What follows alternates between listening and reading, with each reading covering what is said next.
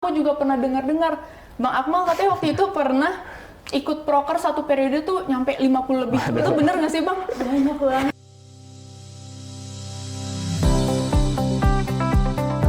Dengan kita join organisasi, kita join kepanitiaan. Sebanyak apapun hal kita ambil, yang terpenting adalah kita bisa menakar dengan baik tanggung jawab yang bisa kita berikan kepada tiap-tiap hal yang kita ambil itu. Kurang lebih itu sih kalau menurut peluang kerja sekarang kan cukup susah ya. Nilai plus ketika kita memang Aku tanya sama mentor aku, HR juga sama HR. Kalau kakak dihadapkan dua pilihan seperti itu, mana nih yang mau kakak pilih? Yang IP-nya paling bagus atau yang IP-nya biasa aja tapi mereka punya skill yang oke dan mereka juga punya pengalaman yang oke juga. Dan di situ jawabannya adalah yang peluang kerja sekarang kan cukup susah ya. Nilai plus ketika kita memang Punya mantan di satu organisasi atau pacaran sama staff tapi backstreet. Udah mikir ya? Oke, udah? Oke. 3, 2, 1. punya mantan satu organisasi. Aduh, beda nih. Nah, tapi kalau pacaran, Halo, selamat datang di Explore, External Podcast Low on Air. Bareng aku, Jovita, yang bakal nemenin eksplorasi seru di episode kali ini. Sobat Explore, kalian tahu nggak sih kalau 87% mahasiswa di Indonesia merasa salah jurusan? Sampai-sampai bingung nentuin masa depannya. Hayo, padahal karir itu penting banget loh. Oke, kalau gitu, Explore kali ini adalah tentang mahasiswa dan karir. Dan di sini aku juga nggak sendiri, aku ditemenin dua bintang tamu kece kita, Wakil Ketua BEM FA Unpad, yaitu Bang Akmal. halo. Bang Akmal, apa kabar? Alhamdulillah sehat. Jovita apa kabar? Baik, Alhamdulillah. Lalu juga ada Team Leader of Community Outreach ISEC, yaitu Kak Laura. halo. Kak Laura, gimana kabarnya hari ini? Alhamdulillah kabar baik. Kabar baik. Alhamdulillah. Oh iya, berhubung dua narasumber kita ini sudah dalam keadaan yang baik dan sehat, aku mau nanya dong, Bang, Kak, gimana sih kesibukan hari ini? Kesibukan belakangan ini yang di luar Oke. akademik? Oke, di luar akademik ya. Kalau akademik udah jelas UAS kan soalnya ya. Betul. Minggu UAS. Cuman kalau di luar akademik juga belakangan karena kita masuk UAS ya, kegiatan organisasi pun kita intensitasnya emang dikurangi, jadi nggak terlalu begitu sibuk ya. Cuman di samping kegiatan organisasi juga kemarin sempat ikut perlombaan legal opinion. Nah cuman itu udah selesai juga seminggu terakhir lah, dan cuman memang hasilnya masih belum rezekinya barangkali.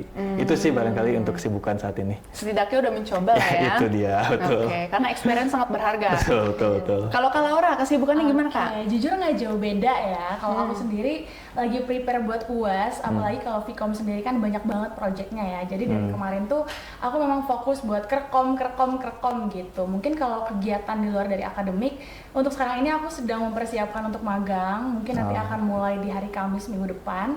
Aku akan magang di PLN di Jakarta secara offline. Dan kemarin ini sebenarnya hanya sibuk di organisasi aja sih kalau dari aku sendiri. Oke, kedengeran sangat padat ya kedua narasumber kita ini. Sama aku juga pernah dengar-dengar, Bang Akmal katanya waktu itu pernah ikut proker satu periode tuh nyampe 50 lebih. Itu bener nggak sih Bang? Banyak banget. Oke, ini sekaligus klarifikasi mungkin ya. Oke. Karena waktu itu emang benar. Jadi situasinya di tahun 2022 emang transisi proker tuh kegiatan banyak yang online kan. Dan perkuliahan pun waktu itu banyak yang online. Makanya salah satu cara untuk kita cari teman itu salah satu sarananya lewat proker-proker ini. Dan 2022 karena proker banyak online jadi nggak terlalu begitu hektik sebenarnya. Rapat, pelaksanaan semua masih online. Gitu sih. Aku waktu itu sempat pernah dengar-dengar nih Kak Bang, kalau misalnya dari masing-masing organisasi Bang Akmal sama Kak Laura ada yang namanya magang. Kalau misalnya di BEM, magangnya tuh kayak gimana sih Bang? Karena waktu itu aku belum sempat ikut, Oke. karena awal-awal aku kayak, aduh ngapain sih ikut organisasi, belum kepikiran. Oke, siap. Ya, untuk program magang sendiri kita nyebutnya, kita pakai istilah Experience Project namanya, BEM Experience Project, atau biasa dipanggil BEP sebutnya. Nah, jadi di kegiatan BEP ini ada beberapa rangkaian sebenarnya, tapi yang pertama kita fokus pada pengenalan kabinet terlebih dahulu dan juga esensi dari BEM itu sendiri. Jadi kita menyampaikan ke para pesertanya Ini targetnya adalah maba sebenarnya untuk memperkenalkan mereka terhadap BEM itu sendiri. Pertama, kita memperkenalkan bahwa BEM itu pada esensinya melakukan 4 fungsi, yaitu pengembangan, pengabdian, pelayanan, dan juga pergerakan. Ada 4 pilar itu. Kemudian juga setelah diberikan pembekalan terkait dengan BEM, kita memberikan kesempatan ke mereka untuk cari tahu sendiri, untuk cari tahu mengenai bidang departemen biro yang ada di BMFA Unpad. Ini untuk menentukan ke depannya mereka ketika daftar itu mau masuk ke departemen atau biro mana, supaya mereka ketika masuk itu udah ada gambaran mereka mau masuk ke departemen biro mana. Nah, habis itu setelah seleksi masuk ke departemen biro, itu diserahkan ke departemen biro masing-masing, tapi kita menetapkan kurikulumnya sendiri untuk tiap departemen biro ini berbeda. Tujuannya adalah mereka emang dikasih kesempatan untuk megang satu program at least yang bisa mereka kerjakan dalam sisa periode kurang lebih 1 bulan. Kemudian juga output dari BEP ini kita ngadain ada bentuknya pengembangan untuk setiap pesertanya, entah itu terkait dengan manajemen waktu, terkait dengan manajemen SDM, ataupun terkait dengan public speaking. Hal-hal kayak gini yang kita tuntut supaya ada pengembangan dan juga dampak yang nyata juga untuk para pesertanya. Itu kalau di BEM. Oke. Berarti kita tuh di masa-masa magang bakal dikenalin sama departemen sama biro yang Betul, ada. iya. Nah, tapi pas kita masuk magang itu, kita nggak bisa difokusin ke satu departemen gitu kah? Atau gimana, Bang? Itu untuk pemilihannya kan ada beberapa opsi. Jadi pilihan pertama atau pilihan kedua dari calon peserta ini silahkan untuk milih. Kalau misal dari awal memang udah yakin misalkan masuk ke hubungan eksternal, itu bisa cari tahu terlebih dahulu aja. Di IGBM juga akses informasi terbuka sangat luas untuk cari tahu. Ini kan memperbesar chance juga untuk kita bisa berkesempatan magang di atau mengikuti kegiatan BEP di Departemen Hubungan Eksternal. Misalnya seperti itu. Oh, berarti kita memang disuruh kayak nyobain langsung. Berarti nggak kegabung semua? Kalau ya langsung ke bagi departemen biro masing-masing. Oke. Kalau misalnya ISEC program magangnya itu seperti apa, Kak? Dan kira-kira berapa lama? Oke, kalau dari ISEC sendiri mungkin di awal tuh akan kita bisa memilih gitu, kita tuh berminat di departemen apa gitu atau di subbidang apa.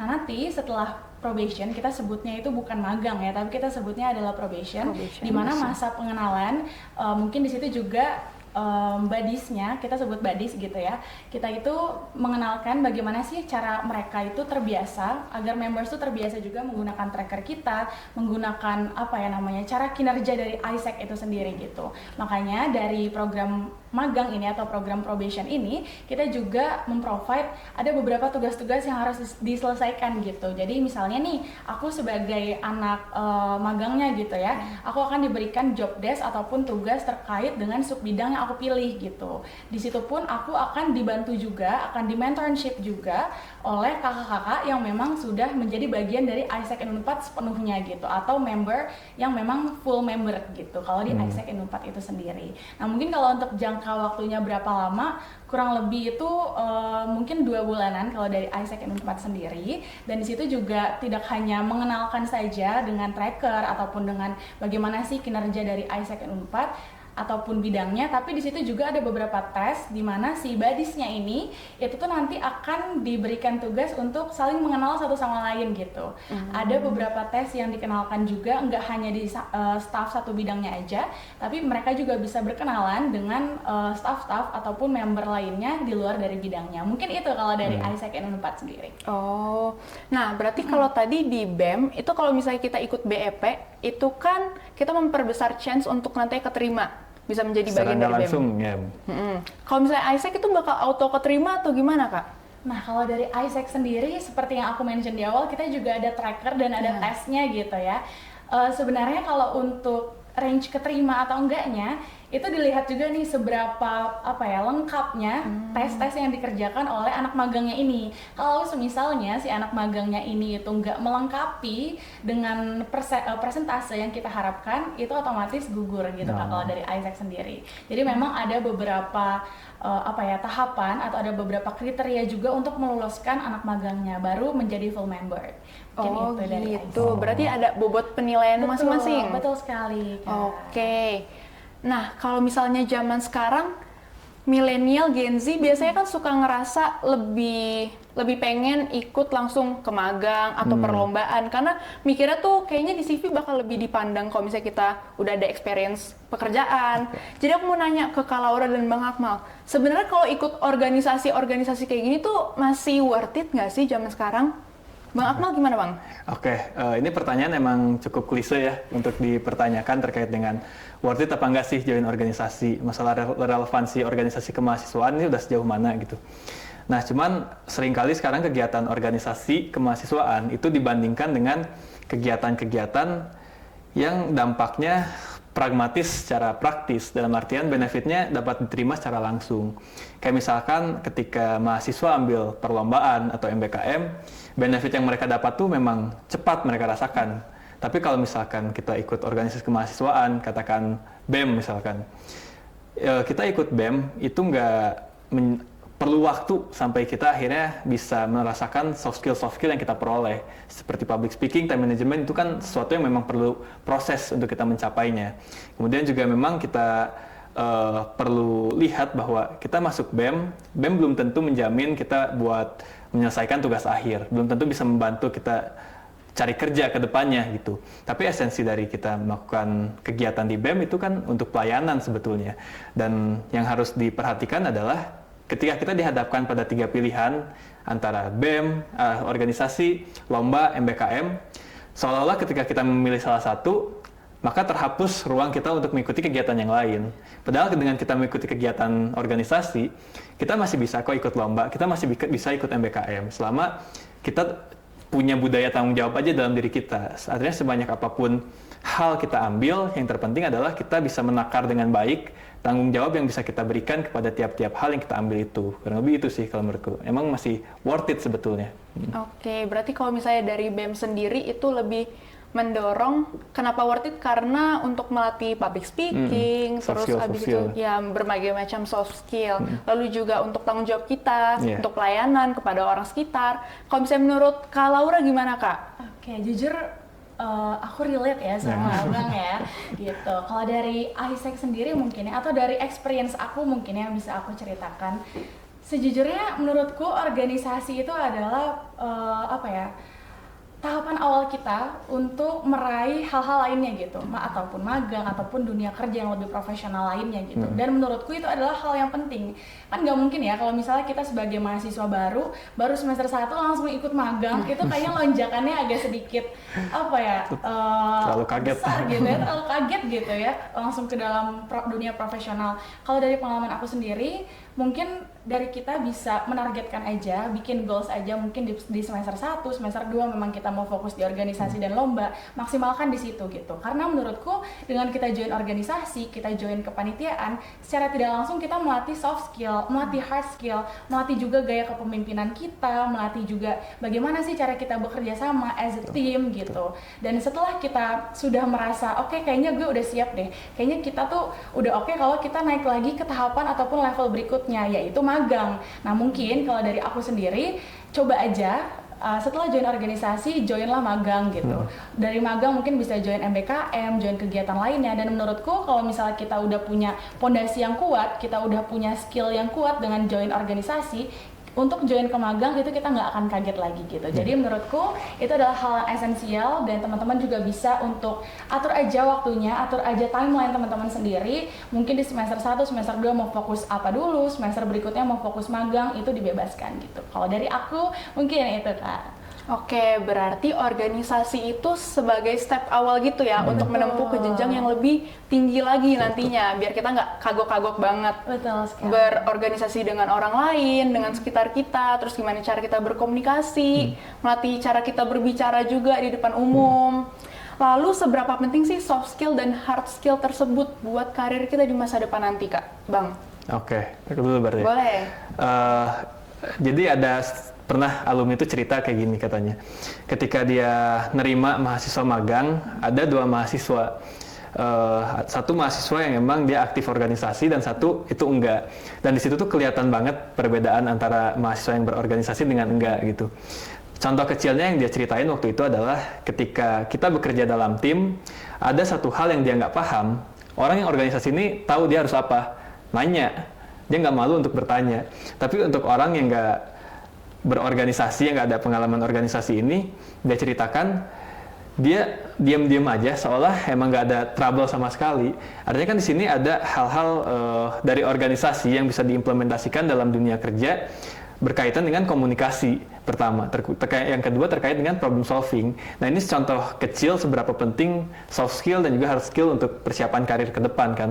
Dan untuk hard skill tentunya akan ada nilai plus. Kita tahu bahwa peluang kerja sekarang kan cukup susah ya. Nilai plus ketika kita memang punya hard skill terlebih dahulu yang kita dapatkan di dunia perkuliahan untuk kita implementasikan ketika dunia kerja nanti. Jadi ketika kita masuk dunia kerja, nggak mulai benar-benar dari nol, tapi kita memang udah punya fondasi terlebih dahulu dari organisasi yang kita ikuti sebelumnya. Kenapa itu? Oke, berarti pentingnya buat karir kita itu ya, Bang? Iya.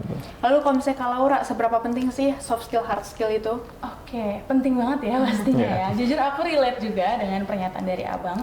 Soft skill dan hard skill itu perlu banget gitu, dan aku jujur pernah juga kemarin ini intern di bagian HR, dan di situ aku menyeleksi anak-anak magang gitu yang akan lanjut magang di perusahaan yang aku magangkan gitu ya. Nah di situ aku dapat 2 pilihan juga, yang satu IP-nya 4 tapi nggak pernah aktif organisasi, dan yang satunya lagi IP-nya nggak terlalu besar nih, tapi dia jago banget ngomong, jago banget, adalah intinya soft skill dan hard skill yang memang dia tekuni gitu ya. Dan dia juga memang organisasinya gacor banget gitu. Walaupun memang itu tahapan scope organisasinya adalah di kampus aja gitu. Nah di situ aku tanya sama mentor aku, HR juga sama HR. Kalau kakak dihadapkan 2 pilihan seperti itu, mana nih yang mau kakak pilih? Yang IP-nya paling bagus atau yang IP-nya biasa aja tapi mereka punya skill yang oke dan mereka juga punya pengalaman yang oke juga.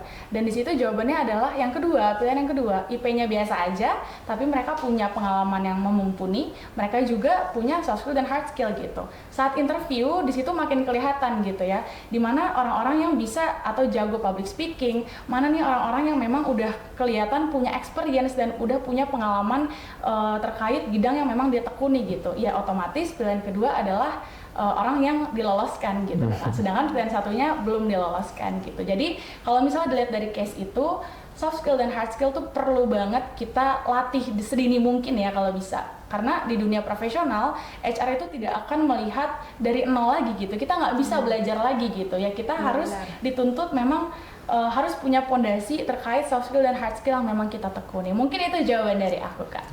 Berarti memang sepenting itu ya, Sepenting buat itu. nantinya dilihat orang gimana skill kita beradaptasi dengan sekitar kita, Betul. bagaimana public speaking kita. Oke. Lalu abis itu kan untuk mendapatkan soft skill tersebut nggak selalu dari organisasi ya. Karena aku juga pernah nih nonton film Home Alone. Biasanya Natal-Natal kan suka lewat tuh di TV. Nah terus dari Home Alone itu sebenarnya film seru-seruan aja sih. Cuman kayak ada pembelajaran tersirat yang kayak dari film tersebut aku belajar gimana cara kita problem solving, abis itu untuk mandiri, kalau misalnya lagi sendiri dihadapkan dengan berbagai macam permasalahan yang ada. Lalu kalau misalnya dari Kak Laura, top 3 film yang kakak rekomendasiin tuh apa sih Kak? Oke, yang pertama itu Budi Pekerti. Oke. Tahu nggak tuh? Oke. Aku pernah dengar tapi belum nonton. Belum pernah nonton. Belum. Aduh, yang kedua itu apa ya? Jujur aku tuh suka banget nonton film Barbie ya dari dulu. Karena dia terlihat independent woman, terlihat oke. apa ya? Beautiful, charming gitu ya. Dan yang ketiga itu jujur aku nggak bisa menyebutkan nama filmnya ya karena aku juga lupa. Tapi aku suka banget semua film dari Marvel gitu. Nah, ini aku jelasin juga nih berarti Kak, alasan aku kenapa memilih 3 film itu. Yang pertama, kenapa aku memilih film Budi Pekerti gitu ya. Kalau dilihat di situ dari alurnya, karena aku udah nonton juga ya Kak, itu aku diajarkan bagaimana cara kita sebagai seseorang untuk menjadi seseorang yang pandai untuk memecahkan masalah ataupun problem solving. Karena kalau kita tonton filmnya, dimana di situ tuh ada case si ibunya ini itu dihadapkan suatu permasalahan yang besar, karirnya dihancurkan sebagai seorang guru, tetapi dia tetap berjuang, dia tetap berusaha bagaimanapun itu, dia masih bisa untuk menghidupi anak-anaknya, dia masih bisa untuk bertahan dan dia bisa untuk memecahkan masalah tersebut. Di situ aku belajar juga nih gimana caranya aku sebagai seseorang gitu ya yang dihadapkan banyak masalah, gimana caranya aku tuh harus berpikir keras, harus berusaha untuk mencari jalan tengahnya seperti apa. Nah yang kedua, kenapa Barbie? Mungkin tadi aku udah spill sedikit gitu ya. Independen. Iya, karena independen. Jujur aku pengen banget jadi orang yang independent woman gitu ya, nggak bergantungan dengan orang lain atau bergantungan dengan lelaki gitu ya, pacar.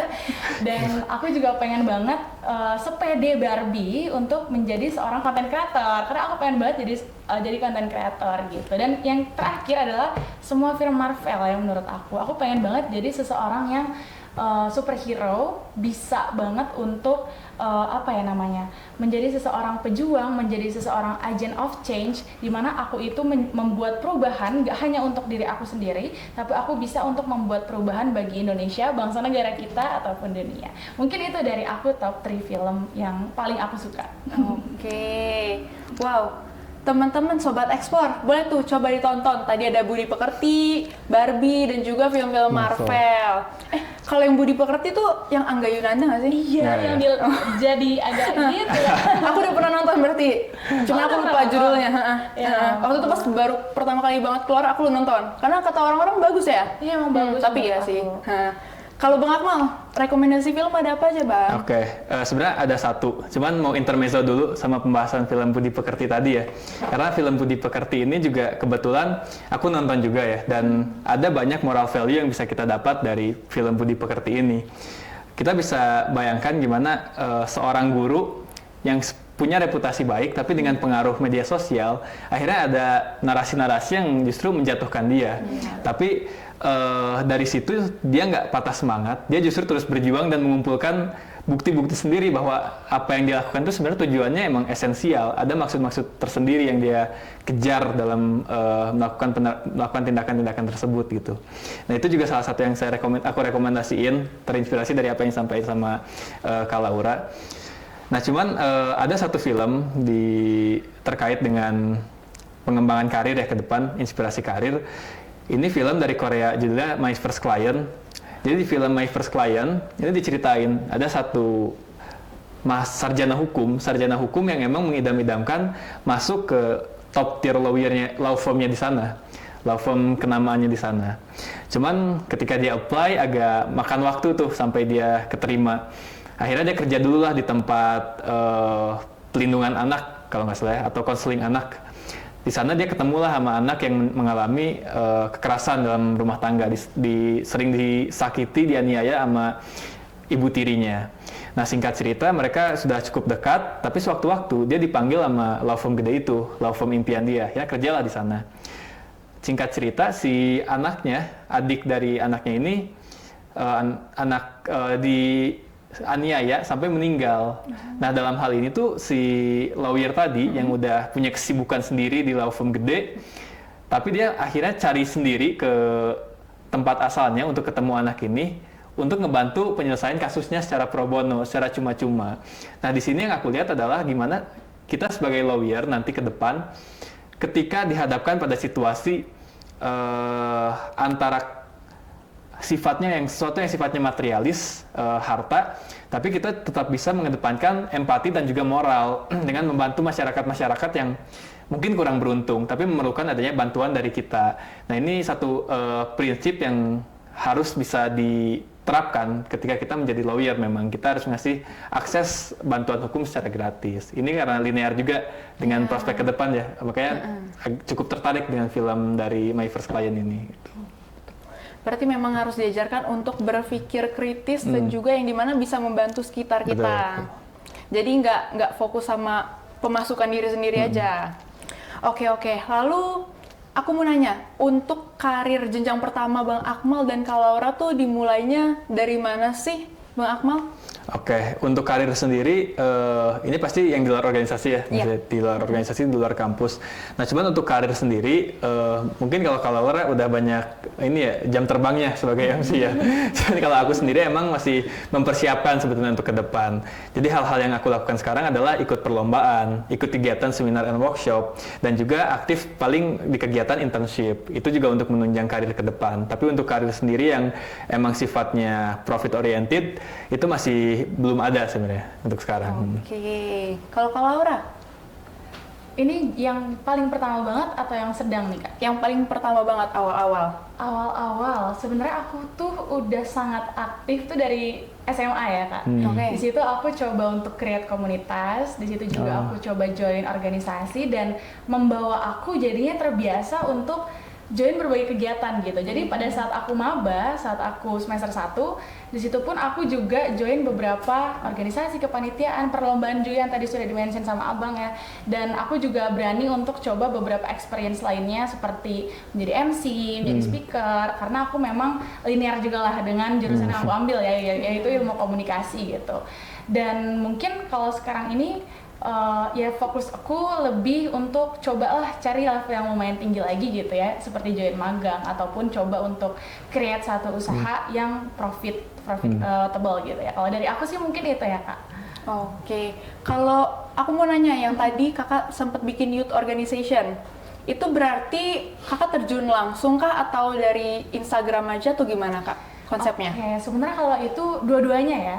Jadi aku tuh dari dulu senang banget untuk ngajar anak-anak jalanan. Dan kebetulan aku itu memang melihat anak-anak jalanan di kotaku, yaitu kota Bekasi, itu mereka sangat susah sekali untuk mendapatkan edukasi gitu.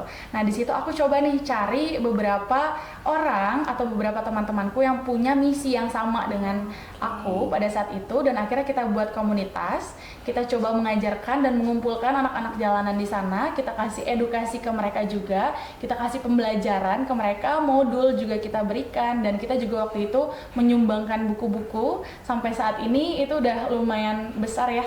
Kita berkolaborasi juga dengan Kemendikbud dan beberapa kementerian yang ada di Kota Bekasi untuk turut menyumbangkan modul ataupun buku-buku itu. Jadi memang dari nol banget kita bikin Instagramnya, kita kumpulkan volunteernya juga, kumpulkan orang-orang yang memang mau mengajar, baru kita terjun ke lapangan untuk cari anak jalanan dan kumpulkan mereka untuk memberikan edukasi. Dari aku itu keren banget ya. Wow. Dan tentunya yang memiliki visi misi sama ya, Yang sama, biar kegiatannya betul. bisa lancar Betul. terus. Itu tadi udah tentang karir pertama. Kalau misalnya magang pertama Kak Laura itu di mana? Magang pertama aku jujur, ini aku nggak usah sebutkan namanya ya. Oke. Aku dari nol juga, maksudnya aku coba cari, mungkin teman-teman di sini juga tahu ada Instagram ya, sekarang ini banyak banget tersebar luas, ada info magang dan lain sebagainya. Di situ aku coba scroll dan aku coba aja iseng masukin CV dengan pengalaman organisasiku, pengalaman lombaku, kemasukan, ternyata keterima. Dan waktu itu aku menjadi part of kreatif, dimana aku mengurusi periklanan dan lain sebagainya. Dari situ baru aku coba naik-naik lagi, coba aku apply ke perusahaan-perusahaan yang memang yang mungkin bergengsi menurutku, dan dengan adanya pondasi seperti organisasi dan aku udah coba join magang yang online ya pada saat itu, jadi aku bisa sampai sekarang ini yang berusaha untuk apply magang yang di BUMN ataupun di beberapa perusahaan yang lumayan lebih besar gitu dari aku. Oke. Lalu itu kan kakak tadi pertama masuk ke bagian kreatif. Nah itu kenapa kakak bisa menentukan itu dan gimana caranya biar kakak tahu nih apa yang kakak mau? Oke, kenapa sih aku menentukan kreatif gitu ya? Karena dari aku SMA, dari aku awal mula join organisasi, aku tuh selalu masuk di divisi public relation atau kreatif gitu. Jadi karena aku sudah terbiasa dengan dua hal itu dan aku fokusin kepada dua bidang itu, aku merasa diri aku, kayaknya gue udah oke deh gitu untuk apply nih ke magang di bidang tersebut. Selain aku sudah merasa oke untuk apply, aku merasa suka gitu ya di dua bidang tersebut gitu. Jadi ke bawah aja sampai sekarang aku kalau daftar intern atau daftar magang, pasti aku selalu apply di bidang public relation, kreatif atau advertising. Karena aku dari dulu, dari awal aku organisasi, aku selalu menekuni tiga bidang itu. Mungkin itu Kak. Berarti memang karena ada ketertarikan dari awal. Oke, kalau Bang Akmal pernah internship apa dan kenapa Bang Akmal pilih internship itu? Oke, soal internship juga waktu itu pengalaman pertama internship di law firm Bandung. Karena alasan kita ambil internship di situ, emang prospek ke depan, rencananya aku emang udah nentuin ingin jadi lawyer ke depan kan. Makanya dalam menentukan tempat di mana untuk magang, kita ngelihatnya adalah prospek kita ke depan. Ini yang bisa kita lakukan untuk menginventarisir tuh. Karena kan pilihan karir banyak ya. Tapi untuk kita bisa ngefilter kira-kira kerjaan mana nih yang kita cocok ke depannya dan juga kita cocok untuk internship di dalamnya, kita pertama lihatnya dari orientasi kita ke depan terlebih dahulu. Itu juga harus dibarengi dengan minat dan juga potensi yang kita punya. Nah, selama aku magang di law firm tersebut juga emang sesuai dengan ekspektasi yang aku harapkan. Di sana aku dilibatkan dalam pembuatan kontrak, dalam pembuatan legal opinion. Makanya hal-hal kayak gini aku merasa ada benefit yang secara praktis aku dapatkan dan bisa diterapkan ke depannya ketika emang udah bisa bekerja di law firm ke depan, lebih kayak gitu. Oke, berarti kita harus tahu orientasi kita mau kemana ya, Bang? Betul. Tapi kadang kita tuh suka bingung, yang kita minatin tuh apa, kayak nyoba satu tapi ternyata nggak cocok, abis itu males mau nyoba yang lain. Itu gimana sih cara mengatasinya, Kak Laura, Bang Akmal? Siapa dulu nih? Mungkin boleh nih Bang. Boleh. Oke. Ya, ini jangankan untuk milih karir ya. Bahkan ada fase-fase ketika kuliah untuk sebagian orang merasa kayak gue salah nih milih jurusan ini. Atau pemikiran-pemikiran kayak gitu kan. Cuman kembali lagi, emang nggak langsung ketika kita menentukan bahwa kita cocok nih, kita minat di satu bidang ini.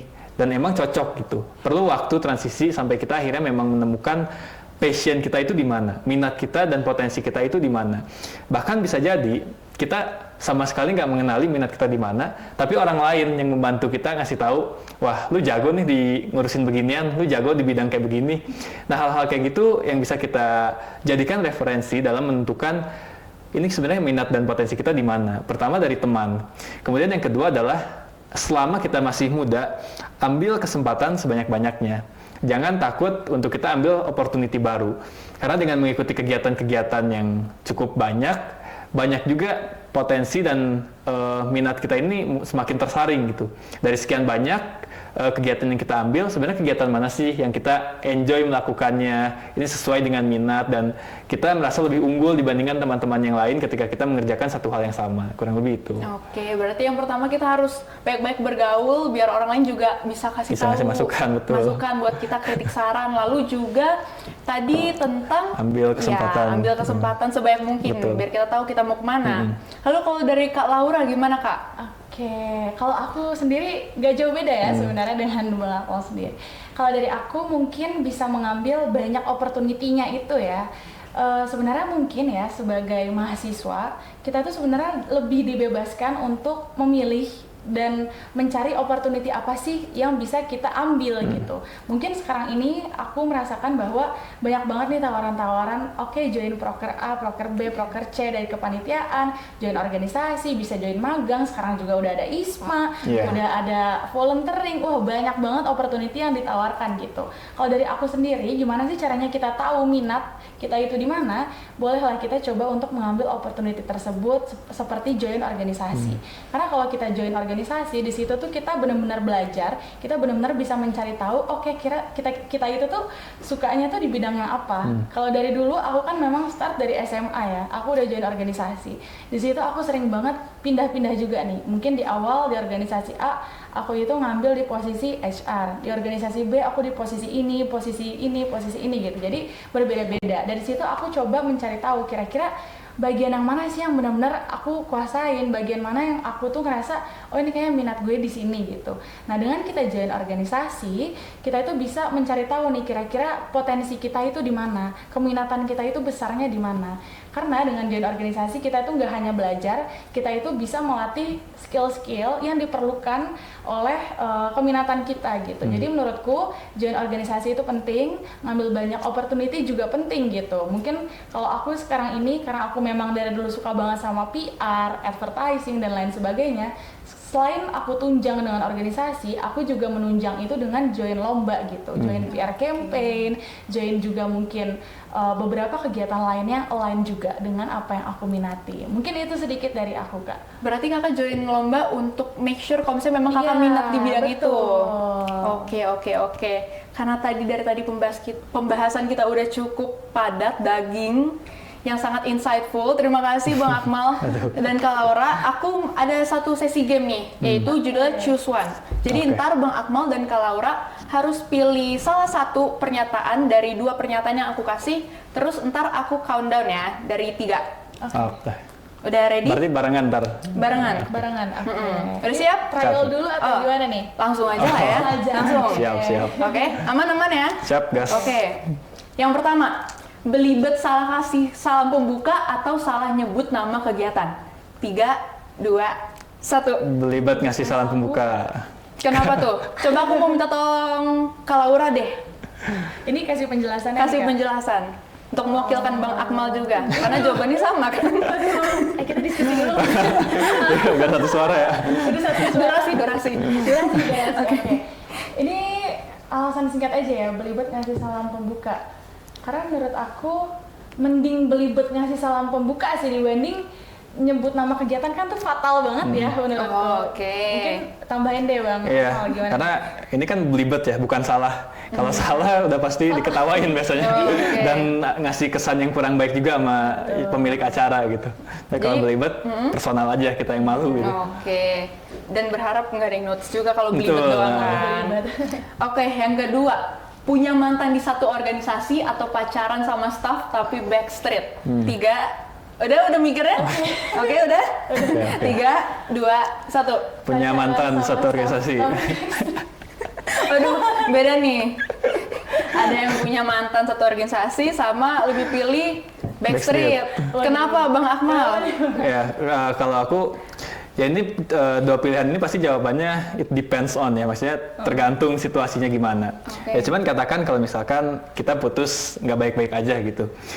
Aku pribadi tipikal yang emang bisa membagi lah antara urusan perasaan dengan urusan profesional gitu. Makanya ketika di organisasi sekalipun ada mantan di situ, selama kita sifat organisasi ini kan saling membutuhkan ya. Artinya mau nggak mau pun kita pasti akan nge-follow up ke dia gitu loh terkait dengan progres dan lain sebagainya. Nah tapi kalau pacaran, ketika dihadapkan pada situasi misalkan beres acara, sekalipun ini backstreet ya, beres acara dan kita mau geser kegiatan, terus ada staff lain perempuan misalkan kurang kendaraan nih untuk kita geser, pasti kita untuk ngajuin bareng aja yuk, ada perasaan nggak enak gitu karena ada perasaan yang harus kita jaga, makanya itu yang dihindari ketika pacaran sama staff di organisasi. Jadi lebih pilih ada mantan. Ada mantan. Oke, lalu kalau misalnya Kak Laura kenapa lebih pilih backstreet? Jujur aku paling nggak bisa ya kalau Ada satu mantan. organisasi sama mantan gitu ya, kayak gimana ya, agak grogi. Ini kenapa nih? Karena ada masa lalu putusnya yang kurang bagus kah? Kayak nggak enak aja nggak sih? Oh. Iya. Pokoknya aku tuh kalau memang udah putus sama mantan tuh udah deh pergi, Cut off gitu. cut off gitu ya, nggak mau banget di satu organisasi. Jadi aku lebih memilih ya udah pacaran tapi backstreet ya sama Backstreet. staff ya gitu. Oh, Nggak apa-apa lah, oke. kita diem-diem cuman DM-an aja gitu. DM-an. Satu organisasi sama mantan. Mungkin itu dari Oke, aku. yang selanjutnya, choose one. Duit habis karena pacaran atau duit habis karena iuran program kerja? Oke. 3, 2, 1. Duit habis karena iuran. proker. Oke. Kenapa lebih pilih proker daripada pacaran? Kan bisa makan, jalan-jalan kan seru tuh. Kenapa lebih pilih gara-gara proker? Bang Akmal kenapa Bang? Oke. Kalau ini sih, kalau misalkan duit kita habis karena pacaran ya, tapi kan pacaran kita nggak selesai. Artinya kita masih pacaran ke depannya dan kita masih butuh budget gitu. Artinya jangan langsung dihabisin sekali pacaran langsung habis. Tapi kalau misalkan kita ngabisin iuran proker beres, iuran lunas, tanggung jawab kita juga selesai gitu loh. Nggak ada kedepannya kita harus bayar iuran proker itu lagi. Beda sama pacaran yang sifatnya emang berlanjut terus gitu. Oke, dan belum pasti juga ya. Betul, jenjang itu. berikutnya gimana. Belum tentu dinikahin kan? Berarti kalau Laura jawabannya kurang lebih juga sama. Sama kalau dari aku. Ya udah, kalau aku kan pacaran ya udah cowoknya aja yang baik. Oh iya. Perempuan. Oke. Privilege. Oke. Jadi kita tuh udah mendapat banyak insight dari Kak Laura, Bang Akmal tentang berbagai pentingnya organisasi yang dimana melatih soft skill, hard skill kita. Lalu juga biar nantinya kita di jenjang berikutnya kita juga bisa beradaptasi nih dengan lingkungan baru yang lebih profesional. Lalu juga pentingnya untuk kita tahu interest kita tuh di bagian mana kan, biar kita juga nggak salah masuk ke jenjang yang nanti kita pilih. Lalu aku mau minta saran dong ke Bang Akmal dulu. Oke. Bang Akmal ada nggak saran untuk generasi muda ini untuk mulai karir di bidangnya? Oke, saran untuk mulai karir ya. Yes. Nah ini rasanya belum dalam kapasitas untuk menyampaikan itu ya. Cuman aku ingin nyampaikan apa yang sering disampaikan sama dosen, apa yang sering disampaikan sama abang kakak alumni. Jadi dalam memulai karir, pertama memang harus sesuaikan sama passion dan juga minat dan juga passion kalian. Jangan sampai kalian masuk satu pekerjaan cuman asal kita bekerja aja, tapi kita nggak ada perasaan enjoy sama sekali mengerjakannya. Ada ungkapan yang sering kita dengar pasti, pekerjaan paling menyenangkan adalah hobi yang dibayar. Nah ini kan pesannya adalah supaya kita cari lingkungan kerja yang nyaman gitu, supaya kita pun secara produktivitas lebih enak ke depannya. Kemudian juga ketika kita menjadi mahasiswa sering disebut sebagai satu privilege. Nah di sini maksudnya adalah ketika kita menjadi mahasiswa bukan cuma ilmu aja yang kita dapatkan, tapi berbagai pengalaman yang bisa menunjang karir kita ke depannya. Makanya ketika kita lulus, ketika menjadi sarjana ataupun diploma ke depan, jangan hanya menjadi sarjana paket hemat, tapi kita harus menjadi sarjana paket komplit. Itu yang sering disampaikan sama dosen. Makanya perbanyaklah selama kita punya kesempatan, jangan takut ambil kesempatan. Dan terakhir juga, selama kita mengambil ilmu yang kita dapat di perguruan tinggi, jangan hanya berhenti di kita doang. Jangan berhenti sampai kita bekerja. Tapi harapannya adalah apa yang kita dapatkan di perguruan tinggi ketika kita kuliah, itu bisa kita sebarluaskan lagi kebermanfaatannya, ilmu kita teruskan kepada masyarakat. Kurang lebih itu. Oke, kalau Laura, saran masukan dong untuk kita mulai karir. Keren banget ya dari Oke, kalau dari aku sendiri sebenarnya nggak panjang ya. Cukup ambil opportunity sebanyak-banyaknya, seluas-luasnya, gali potensi diri kita sendiri, coba untuk cari resources yang banyak, cari relasi yang banyak, biar ilmu kita itu nggak hanya satu aja gitu, biar ilmu kita itu banyak gitu ya, sehingga kita bisa coba memilah nih, kira-kira bidang apa sih yang kita sukai, bidang apa yang kita minati gitu, dengan join organisasi, join lomba, kita juga join magang, join banyak opportunity lainnya yang bisa kita lakukan sebagai mahasiswa gitu. Betul banget tadi kata Bang Ilham ya, kita itu sebagai mahasiswa adalah salah satu hal yang privilege gitu. Kita itu privilege bisa berkuliah, dan kita itu privilege juga bisa mengambil banyak opportunity yang disediakan gitu. Jadi jangan sia-siakan masa muda kita untuk hal-hal yang foya-foya, yang santai-santai aja. Coba untuk cari opportunity sebanyak-banyaknya, coba untuk cari ilmu juga yang luas dan relasi yang kuat. Mungkin itu dari aku. Oke, berarti setiap ada peluang yang ada, tetap kita cobain terus aja ya, biar kita bisa tahu kita cocoknya tuh kemana. Betul. Oke, terima kasih banyak Bang Akmal dan Kak Laura. So, sekian Sobat Explore untuk berbincang-bincang seru hari ini. Sampai jumpa di Explore selanjutnya. Bye-bye. Bye.